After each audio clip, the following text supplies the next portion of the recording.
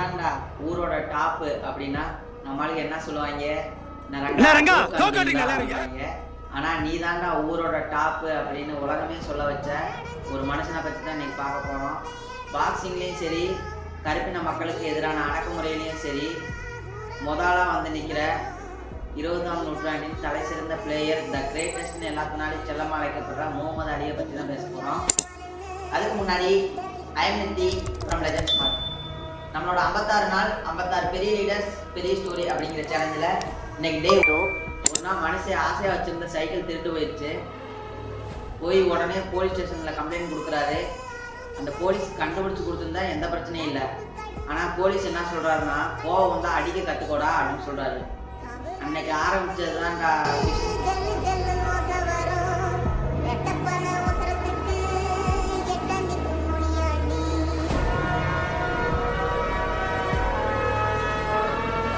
Boxing ஆரம்பிச்சுட்டு யார் ஜெயிக்கிறாங்களோ இல்லையோ நான் ஜெயிக்கிறேன் அப்படிங்கிறாரு. அதை பார்த்து மக்கள் எல்லாம் ஓட்டுறாங்க, நியூஸ் பேப்பரில் மீம்ஸ் போடுறாங்க, டிவியில் கிண்டல் அடிக்கிறாங்க. ஆனால் மனுஷன் அசையவே இல்லை. யார் நம்பலைனாலும் நான் நம்புறேன்டா என்ன அப்படின்னு நிற்கிறாரு.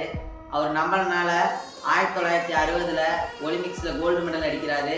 இவன்கிட்ட ஏதோ இருக்குடா அப்படின்னு எல்லாரும் நம்புறாங்க. மனுஷன் சண்டை போடுற ஸ்டைலே வேற மாதிரி இருக்கும். தலையை ஒரு இடத்துல நிற்க மாட்டாப்புல. ஏன் ரியல் டான்சிங் ரோஸே முகமது அலி தான். அவரோட கால் விளையாடும்.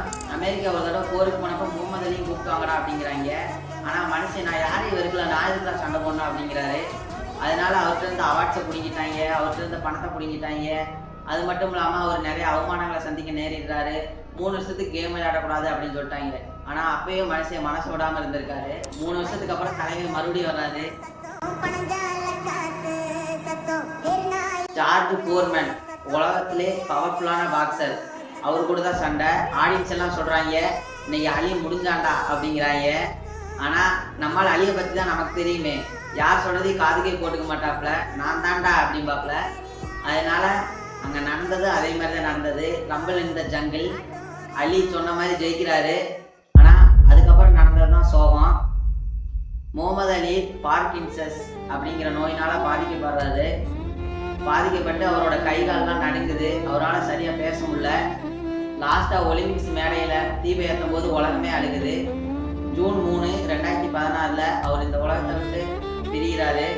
ஆனா அவரோட தைரியமும் தன்னம்பிக்கையும் நேயமும் இன்னும் வாழ்ந்துட்டு தான் இருக்கு. இந்த மாதிரி கண்டென்ட்டை மிஸ் பண்ணாம பார்க்கணும்னா நம்மளோட இன்ஸ்டாகிராம் அண்ட் ஃபேஸ்புக்கை ஃபாலோ பண்ணிட்டு நம்மளோட யூடியூபை சப்ஸ்கிரைப் பண்ணி வச்சுக்கோங்க. அது மட்டும் இல்லாம நாளைக்கு பேசக்கூடிய அந்த 3ஆவது லெஜண்ட் யாரை தெரிஞ்சா கமெண்ட்ல சொல்லிட்டு போயிருங்க.